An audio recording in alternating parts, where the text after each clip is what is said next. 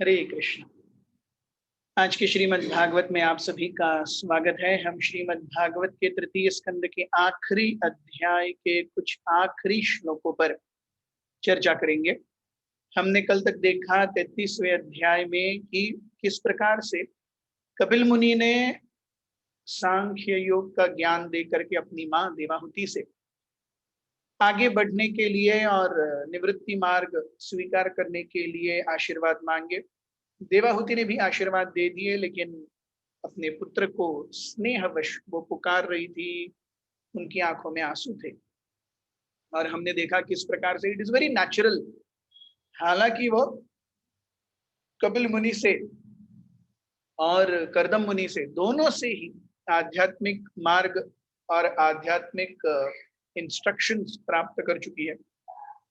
It is very natural for a person to feel close to the or affected by those who are very near and dear to us.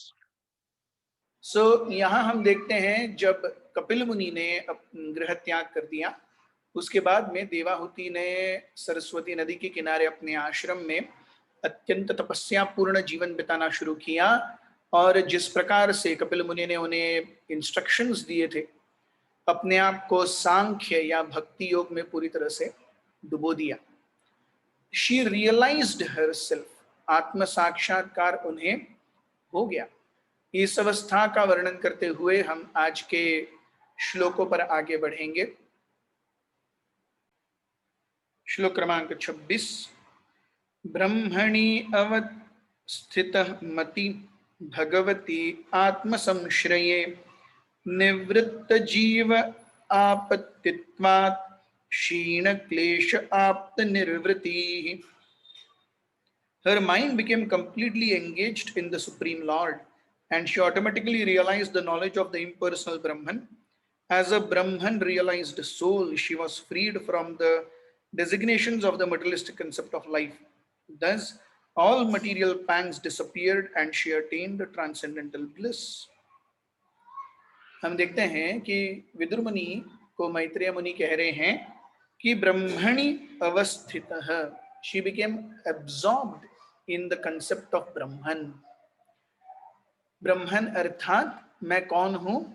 मैं भगवान का दास हूं। जीवेर स्वरूप होए कृष्णर नित्य दास। ब्रह्म आचरण या being situated in Brahman means being situated in one's eternal position. एक जीव की शाश्वत परिस्थिति भगवान होना नहीं है, एक जीव की शाश्वत परिस्थिति है भगवान का दास होना। अगर हम भगवान होते तो हम भगवान से अस्तित्व में भिन्न ही क्यों होते? जिस प्रकार से एक बेटा चाहे कुछ भी कर ले, वो आज उसके पिता 40 साल के हैं, आज एक बच्चा 10 साल का है, उसके पिताजी 40 साल के हैं। जब बच्चा 10 साल का हो जाएगा, जब बच्चा 40 साल का हो जाएगा, पिताजी 70 साल के हो जाएंगे। लेकिन इसका मतलब ये नहीं है कि बच्चा और पिताजी एक हो जाएंगे, दोनों के शरीर एक हो जाएंगे, नहीं, दोनों का अपना अस्तित्व अलग ही है। उसी प्रकार मम एव अंशः जीवलोके जीवभूता सनातनः, हमारा और भगवान का अस्तित्व शाश्वत रूप से अलग है। एकीकरण कहां पे है? एकीकरण है जब मैं अपनी इच्छाओं को भगवान की इच्छा के अनुसार ढालता हूं। In that sense there is ekatva. So brahmani avasthitah means Devahuti became completely absorbed in trance in Brahman, in the consciousness of Jivera Swarupa hoy Krishnera Nitya Das. Brahmani avasthitah mati. So her entire thought process was that I am a constant servitor of the Supreme Personality of Godhead. Bhagwati आत्म संश्रये, भगवान कृष्ण के चरण कमलों में उनकी मति स्थिर हो गई। निवृत्त जीव आपत्तित्वात्, हमने देखा था जीव क्या है? जब आत्मा और सूक्ष्म शरीर, आत्मा प्लस सूक्ष्म शरीर इज इक्वल टू जीव। जीव यानी आत्मा, हम आत्मा है, भगवान का अंश है। उसके ऊपर जो सटल कवरिंग है, जो सूक्ष्म आवरण है, किसका आवरण है?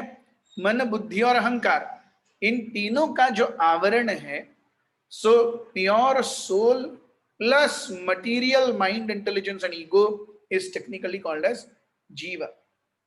सो निवृत्त जीव, she became completely cleansed in her subtle body. That is where nivritti jiva.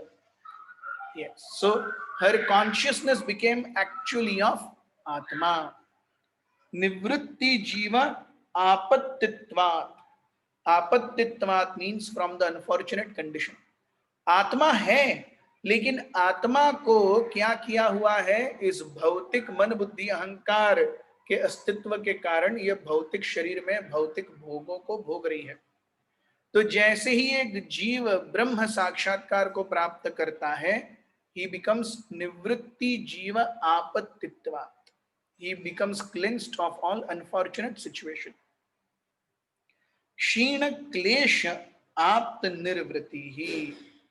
क्षीण means completely nullified, क्लेश means miseries.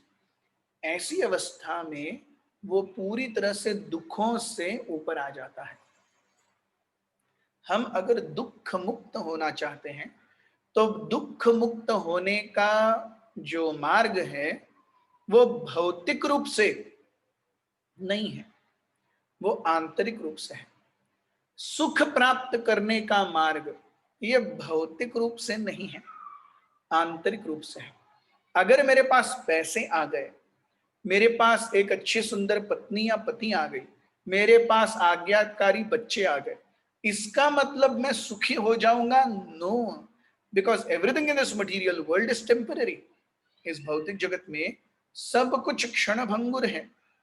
इस क्षणभंगुर अस्तित्व में चाहे कुछ भी कितना भी अच्छा हो जाए, इट इज ऑल लाइक इस जीवन में मेरे साथ सब कुछ अच्छा हो रहा है. मेरे पास पैसे हैं, मेरे पास आज्ञाकारी पत्नी है, मेरे पास अच्छे मानने वाले बेटे हैं, मेरे जीवन में कोई प्रॉब्लम नहीं है. ठीक है, that is like you have passed second standard with 90% marks. लेकिन सेकेंड स्टैंडर्ड के बाद थर्ड स्टैंडर्ड भी तो आना है, वहां फिर से मेहनत करनी है. सो इस जीवन में मेरा कोई प्रॉब्लम नहीं है, इसका मतलब ये जीवन खराब समाप्त नहीं होने वाला ऐसा नहीं है. ये जीवन समाप्त हो जाएगा, और ये जब जीवन समाप्त हो जाएगा तो जो कारण है जिसकी वजह से मेरे इस जीवन में कोई प्रॉब्लम नहीं थे, वो क्या थे? Why did not I have any problems in this life? Because there is a huge baggage of पुण्य. बहुत सारे पुण्यों का लेखा जोखा लेकर के मैं आया हूं, इसीलिए इस जीवन में प्रॉब्लम नहीं है. तो वो मैंने इस जीवन में यूज कर लिए, तो क्षीण पुण्य, पुण्य खत्म हो गए, तो अगले जीवन में मुझे फिर से मेहनत करनी ही पड़ेगी. Yes, this is a very important concept to understand. आज मेरे जीवन में प्रॉब्लम नहीं है, इसका मतलब मैं पिछले कर्म यूज कर रहा हूं, और मैं पिछले कर्म यूज कर रहा हूं मतलब मेरा वो बैंक बैलेंस कम हो रहा है. अब जैसे बैंक बैलेंस कम होता जाएगा उतना ज्यादा मुझे मेहनत करनी पड़ेगी वो बैंक बैलेंस भरने में. अगर मैं विड्रॉ ज्यादा करूंगा, डिपॉजिट कम करूंगा, इवेंचुअली मेरा खाता डूबने ही वाला है. Yes, so this is how we see क्लेश आप्त निर्वृत्ति, क्षीण क्लेश. इस जीवन में मेरे पास कोई क्लेश नहीं है, ठीक है, इसका मतलब अगले जीवन में नहीं आएगा नहीं. सो आज मैंने 5th स्टैंडर्ड पास लिया विथ 90%, 6th में मुझे फिर से मेहनत करनी होगी. आज मेरा 10th पास हो गया, लेकिन 12th में मुझे फिर से मेहनत करनी ही होगी. 12th में 90% आ गई, इसका मतलब मैंने पूरा जीवन जग जीत लिया? नहीं. 12th में मेरे अच्छे मार्क्स आए, मुझे प्रोफेशनल कॉलेज में अच्छी मेहनत करनी होगी. प्रोफेशनल कॉलेज में अच्छी मेहनत हुई, मुझे अच्छा जॉब मिला, वहां से तो शुरुआत है, मुझे रोज मेहनत करनी होगी. कम से कम जब तक मैं सीखता था तब तक साल में से मुझे लास्ट के 2 महीने मेहनत करनी पड़ती थी, बाकी सब तो आराम से ही जाता था. लेकिन जब मैं काम पे लगता हूं, रोज घिसाई होगी. यस, तो रोज घिसाई होगी, तो जब मैं मैं रिटायर हो जाऊंगा तब मैं आनंदित हो जाऊंगा क्या? नहीं, तब शरीर जवाब देने लगेगा, कमर दुखेगी, पीठ दुखेगी, पैर दुखेंगे, बाल झड़ गए होंगे, दांत शायद ओरिजिनल होंगे या नहीं, XYZ। तो कहने का मतलब है every single day, every single phase in life is always wanting fresh endeavor। तो ये जीवन अच्छे से गुजर रहा है, इसका मतलब ऐसा मत सोचिए कि अरे वाह क्या अच्छा है भौतिक अस्तित्व है। नहीं, ये जीवन अच्छे से गुजर रहा है क्योंकि पिछले जन्मों के अच्छे पुण्यों को हम यूज कर रहे हैं। जैसे ही वो पुण्य खत्म हो जाएंगे, क्षीणे पुण्य मर्त्य लोकम विशन्ति, वही है। Yes, so essence is that ब्रह्मणि अवस्थितः मति। जब हम अपनी मति को जीवेर स्वरूप होए कृष्णेर नित्य दास, इस अवस्था में संलग्न करते हैं, that is the best position for a जीवा। श्लोक क्रमांक 27। नित्य आरूढ़ समाधित्वात् परावृत्त गुणा ब्रह्म गुणा भ्रम न संसार तदा आत्मानं स्वप्ने दृष्टम उत्थितः। Situated in eternal trance and freed from illusion, impelled by the modes of material nature, she forgot her material body, just as one forgets his different bodies in a dream. Nitya आऊढ़ समाधित्वात्। सो हम देखते हैं कि सांख्य योग यानी भक्ति और अष्टांग का mail है। It is a combination of भक्ति एंड अष्टांग। अष्टांग योग की चरम जो अवस्था है वो है समाधि। सो नित्य आरूढ़ समाधित्वात्। हम देखते हैं भगवत गीता में भी भगवान एक योगी के, दो प्रकार के योगियों के बारे में बताते हैं, योगा रुरुक्षु स्टेज एंड योगारूढ़ स्टेज। योग रुरुक्षु यानी जिसने योग पद्धति का अवलंबन शुरू कर लिया लेकिन अभी तक वो परिपक्व नहीं हुआ है इस योग पद्धति के पालन में, वो है योगा रुरुक्षु। योगारूढ़ कौन है? योगारूढ़ अर्थात जो अच्छे से वन इज कंप्लीटली सिचुएटेड। जैसे एक व्यक्ति जब पहले, आजकल तो हम ये नहीं देखते, लेकिन पहले जब घुड़सवारी करते थे, जब मोटर कार नहीं थे तब घोड़े पर जाया करते थे लोग, तो जब घोड़ा भागता है तो घोड़े की पीठ अच्छे से हिलती है। वो हमारे कार और बाइक की तरह परफेक्ट नहीं रहती क्योंकि घोड़ा दौड़ता है तो उसके सारे मसल्स ऊपर नीचे होते हैं। सो इट अगर हम अच्छे से उसके ऊपर बैठ गए तो मस्त दर्द करने वाला है। सो बैठने का भी स्टाइल है।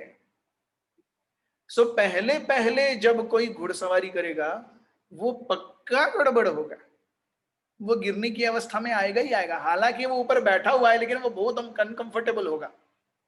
दिस इज योगा रुरुक्षु। वो घोड़े के ऊपर बैठ गया लेकिन अभी तक उसने पूरा संभाला नहीं है। यस, योगारूढ़ पहले ऐसे वॉरियर्स होते थे, ऐसे योद्धा होते थे जो घोड़ा अपने आप एक इससे ढाल पकड़ी है, एक हाथ से तलवार चला रहे हैं और घोड़ा अपने आप मैन्यूवर करते लेके जा रहा है। ऐसे ट्रेंड होते थे घोड़े, घोड़ा अपने आप घूम रहा है। योद्धा को पता ही नहीं है, योद्धा केवल दूसरे योद्धाओं को देख रहा है, घोड़े को देख ही नहीं रहा।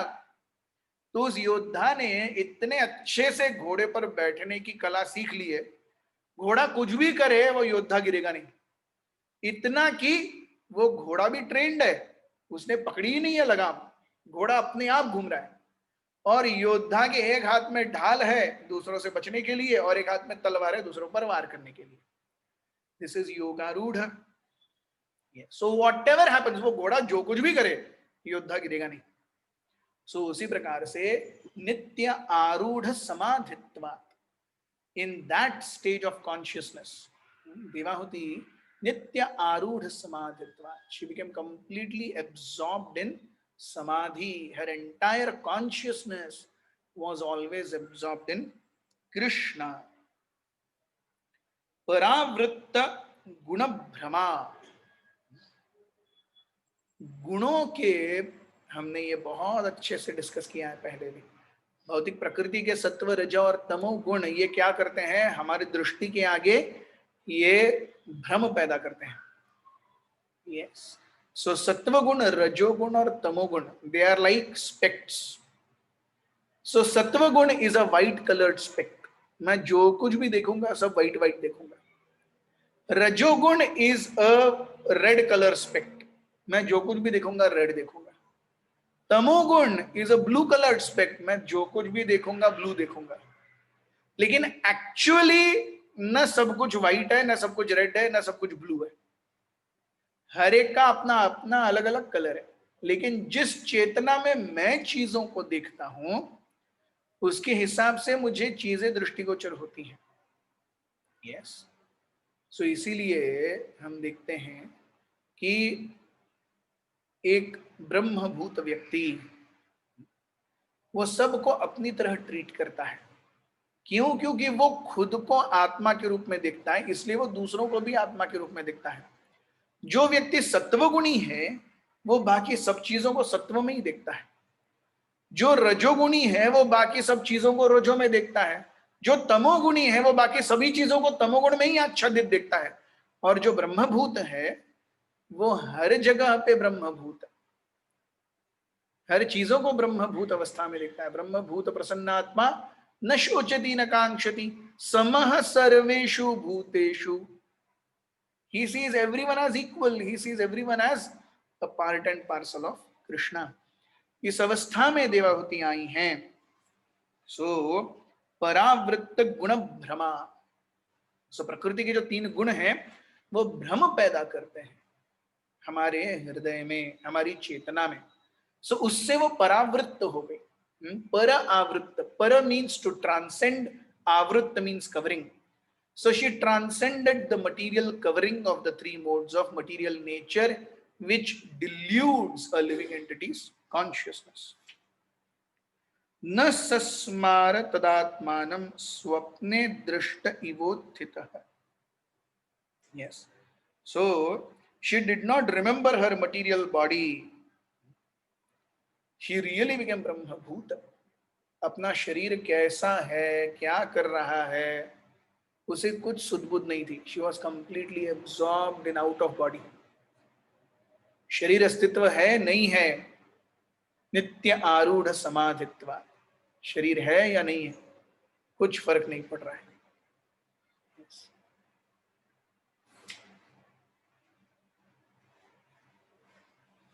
हम देखते हैं कि नरोत्तम दास ठाकुर की भी ऐसी एक कथा है कि नहीं, नरोत्तम दास ठाकुर की है कि नरोत्तम दास ठाकुर काफी समय तक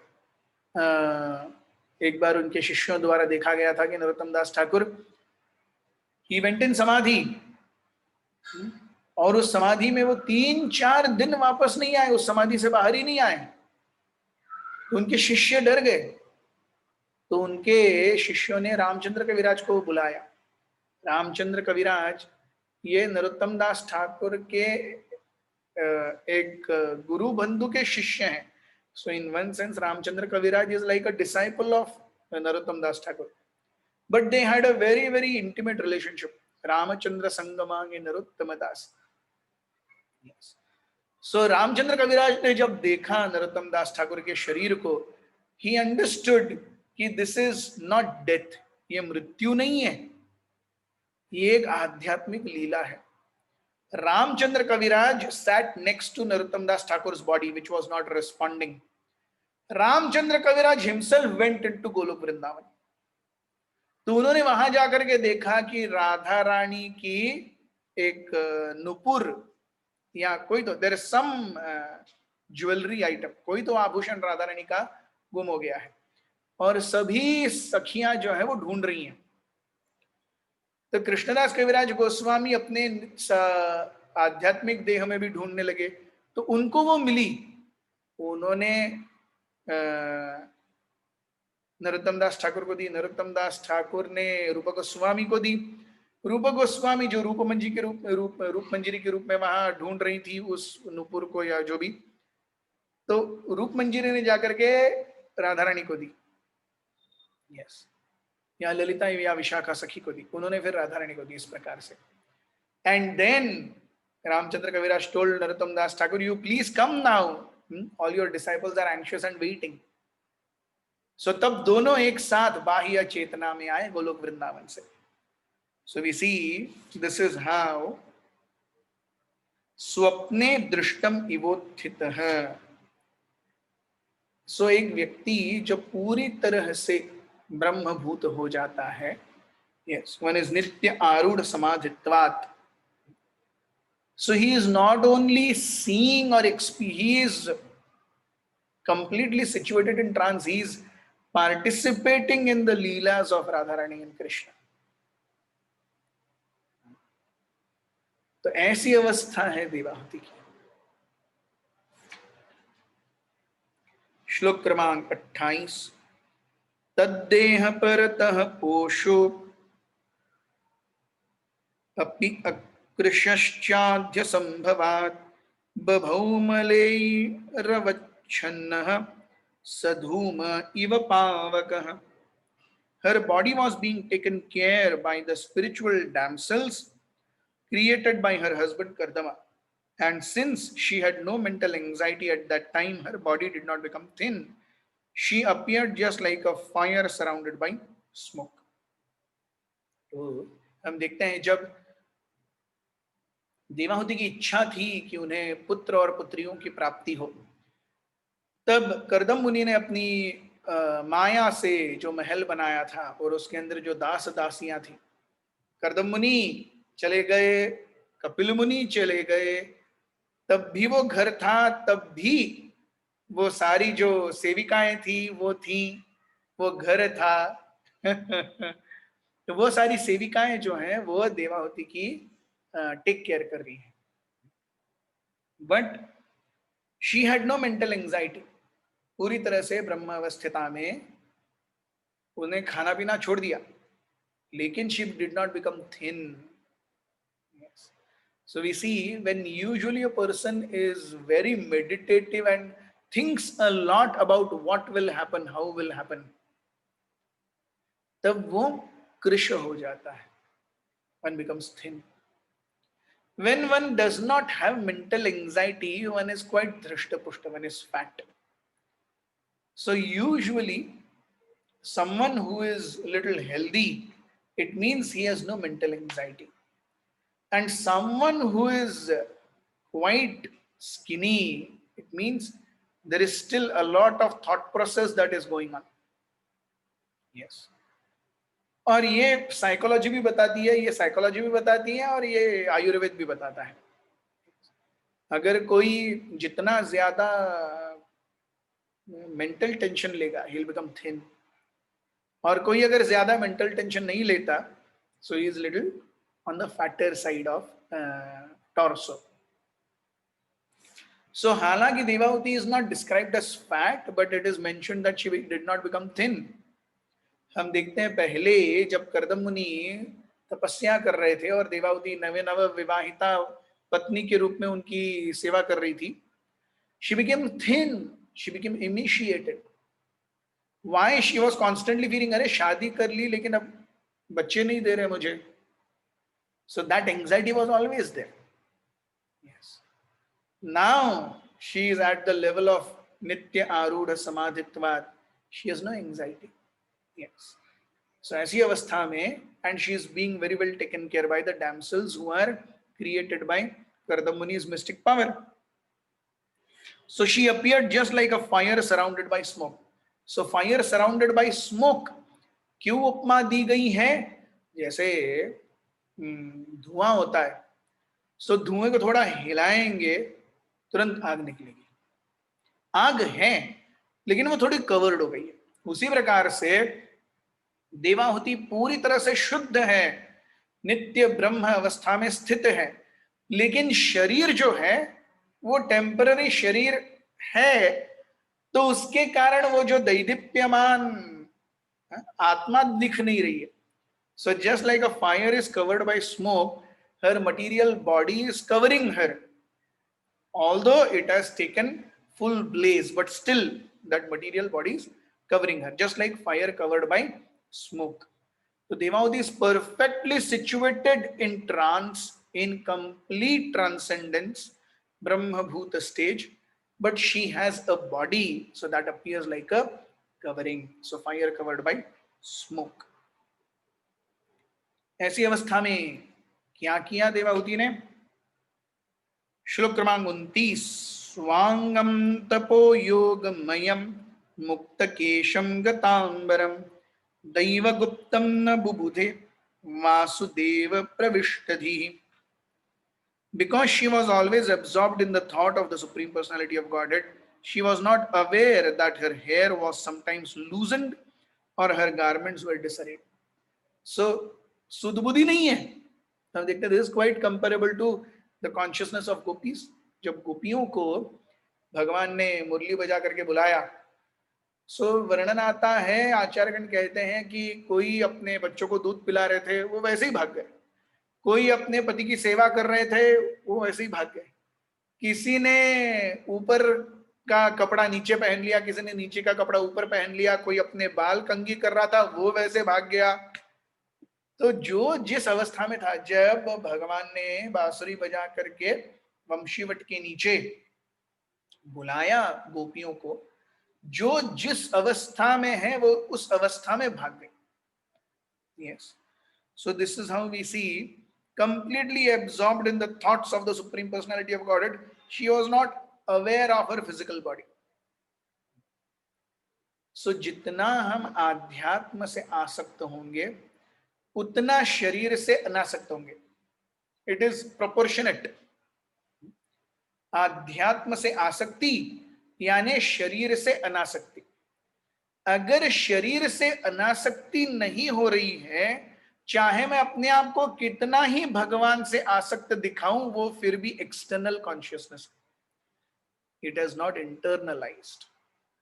यस, ट्रू जेन्युइन आसक्ति टुवर्ड्स लॉर्ड साइमल्टेनियसली, कुछ और करना नहीं पड़ता. It translates into Anasakti from material body and pleasures. अगर मटेरियल बॉडी और प्लेजर्स के प्रति अनासक्ति नहीं है, मैं अपने आप को कितना भी प्रगत भक्त दिखाऊं, it is on external level. So Devahuti, उसको बाह्य जीवन की कोई सुदबुद है ही नहीं. ऐसी अवस्था में वो अपने बच्चे कपिल मुनि द्वारा दिए गए मार्ग का अनुसरण कर रही है अत्यंत श्रद्धा से. श्लोक क्रमांक 30, एवं सा कपिलोक्तेन मार्गेणाचरितः परम आत्मानं ब्रह्म निर्वाणं भगवन्तं अवापः. My dear Vidura, by following the principles instructed by Kapila, Devahuti soon became liberated from material bondage, and she achieved the Supreme Personality of Godhead as super soul without difficulty. Devahuti ने ultimately अपना शरीर त्याग दिया. So शरीर in one sense वो शरीर भी, it was like जैसे iron is placed in fire, iron also becomes fire. So हालांकि वो आयरन है, it becomes fire. Similarly, Devahuti was already on ब्रह्म निर्वाण stage. So it is just a matter of formality that उन्होंने शरीर का त्याग कर दिया. श्लोक क्रमांक 31, तद्विरासित पुण्यतमं क्षेत्रं त्रैलोक्य विश्रुतं नाम्ना सिद्धपदं यत्र सा संसिद्धिम उपेयुषि. The place where Devahuti achieved her perfection, my dear Vidura, is understood to be a most sacred spot known as Siddhapada. Prabhupada ji उसके बारे में कुछ बहुत डिटेल वर्णन नहीं करते, सिद्धपद जहां पर ये सब हुआ. But definitely we can know that वो सरस्वती नदी के किनारे था, मतलब somewhere near Jammu and Kashmir. So we see कि from chapter 21 Devahuti Upakhyan has been going on. Yes, when Devahuti is a small girl. Now we have come to chapter 33. So 21 to 33. Yes, almost 13 chapters.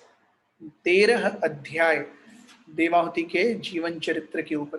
Kardam मुनि, देवाहुति, कपिला, हाँ, स्वयंभू मनु, इस सब में हर कोई आता जाता रहता है। Who is a constant factor? Devahuti. Swayambhu Manu आते हैं, एक दो अध्याय के बाद चले जाते हैं। कर्दम मुनि आते हैं, थोड़े अध्याय के बाद चले जाते हैं। कपिल मुनि काफी लेट आते हैं और अंत में वो भी चले जाते हैं। It is Devavati who has been constantly there from 21। Devavati का जो कैरेक्टर है 21st अध्याय से लेकर 33rd अध्याय तक कांस्टेंट है। She has achieved liberation finally. श्लोक क्रमांक 32। तस्यास्तद्योग विदुतम आर्त्यम मर्त्यमभूत्सरित् स्त्रोतसां प्रवरा सौम्य सिद्धिदा सिद्धसेविता। Dear Vidura, the material elements of her body have melted into water and are now flowing river, which is the most sacred of all rivers. Anyone who bathes in that river also attains perfection, and therefore all persons who desire perfection go to bathe there. तो देवावती का जो शरीर है वो गल के एक नदी के रूप में प्रवाहित होने लगा, और जो कोई भी इस नदी में स्नान करेगा वो सारे पापों से मुक्ति पाएगा, भगवत चरण निश्चित प्राप्त करेगा। Prabhupada ji does not give much details, ये क्या है, कहाँ है। श्लोक क्रमांक 33। तो now the focus shifts again on Kapila. Devahuti, how she achieved perfection, and Kapila, he is definitely supreme personality of Godhead, but what are the activities? कपिलोपि महायोगी भगवान पितुराश्रमात् मातरम समुन्ज्ञाप्य प्रागुदीचिम दिशम ययौ। My dear Vidura, the great sage Kapila, the personality of Godhead, left his father's hermitage with the permission of his mother and went towards the northeast. तो कपिल मुनि ने कहाँ का मार्ग क्रमण किया? कपिल मुनि ने पूर्वोत्तर क्षेत्र की तरफ अपना प्रयाण किया। श्लोक क्रमांक 34। मार्ग क्रमण करते हुए क्या हो रहा था? सिद्धचारण गंधर्वैर मुनिभिश्चप्सरो गणैः स्तूयमान समुद्रेण दत्तार्हणनिकेतनः। While he was passing in the northern direction, all the celestial denizens known as Charanas, Gandharvas, as well as Munis and damsels of the heavenly planets prayed and offered him all respects. The ocean offered him oblations and a place of residence. तो गंधर्व, यक्ष, किन्नर, चारण, अप्सराएं, समुद्र, इन सब ने कपिल मुनि का अभिवादन किया। तो प्रभुपाद जी यहाँ बताते हैं कि सरस्वती नदी के किनारे जम्मू कश्मीर, वहां से अपने आश्रम से कपिल मुनि निकले, हिमालय पहुंचे और हिमालय से गंगा की धारा को लेकर के जहां गंगा समुद्र में मिलती है, गंगा सागर, वहां पर आए और वहां पर वो तपस्या करने लगे। सो कपिल मुनि he travelled north, went to Himalayas, Ganga, और गंगा के उद्गम से लेकर के गंगा के बंगाल की खाड़ी में विलीन होने की जगह गंगा सागर मेला, गंगा सागर, वहां पर आए वो। श्लोक क्रमांक 35। आस्ते योगम समस्थाय सांख्याचार्यैरभिष्टतुः त्रयाणामपि लोकानाम उपशांत्यै समाहितः। Even now, Kapil Muni is staying there in trance for the deliverance of the conditioned souls in the three worlds. And all the acharyas, the great teachers of the system of Sankhya philosophy, are worshipping him. आज भी कपिल मुनि गंगा सागर में नित्य रूप से वास करते हैं और सारे स्वर्गलोक के ऊपर महरलोक, जनोलोक, तपोलोक, सब निवासी आकर के उनकी आराधना करते हैं। Yes. So best of perfected human beings come and worship Kapila even today at Ganga Sagar. श्लोक क्रमांक 36। एतन्नगदिदं तात यत्पृष्टो हन्तवानघ कपिलस्य च संवादो देवाहुत्याश्च पावनः My dear son, since you had inquired from me, I have answered. O sinless one, the descriptions of Kapila Dev and his mother and their activities are all purest of all pure discourses. हे तात, O my dear one, Maitreya Vidur ji से कह रहे हैं, आपने पूछा तो मैंने श्लोक चैप्टर 21 to 33 तक का पूरा कपिल उपाख्यान, देवाहुति उपाख्यान आपको सुनाया।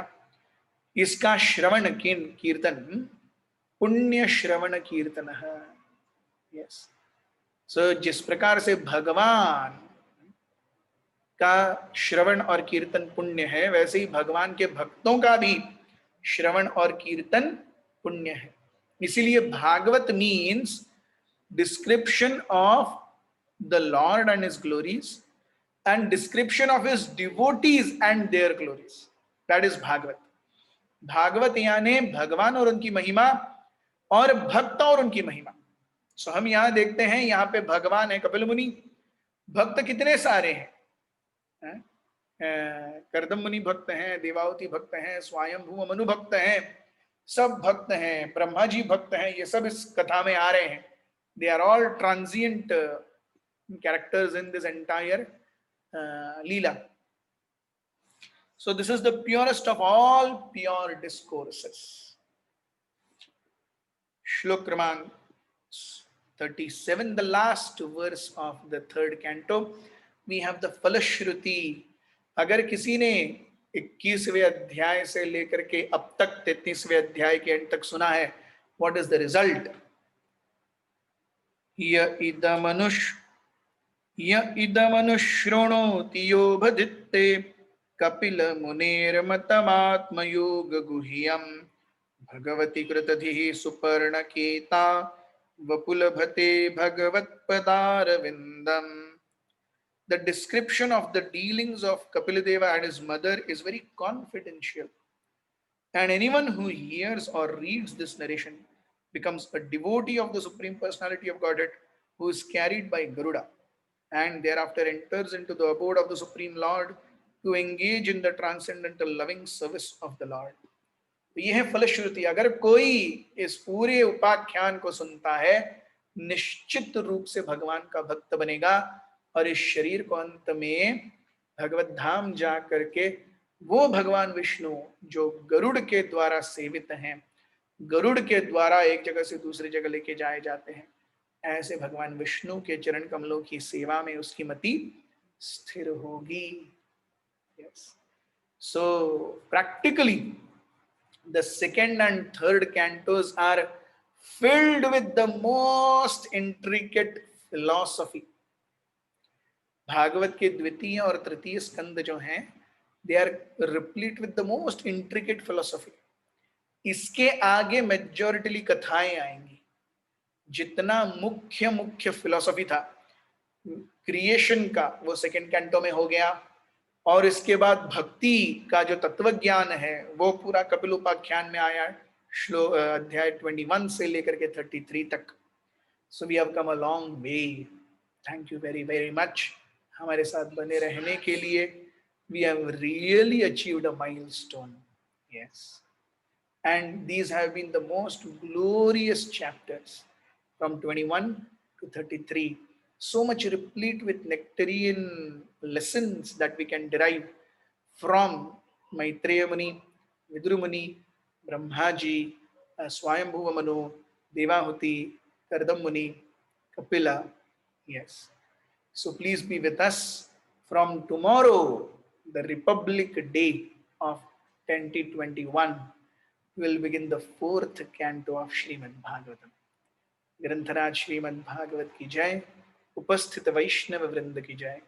निताई गौर प्रेमानंदे। हरि हरि बोल।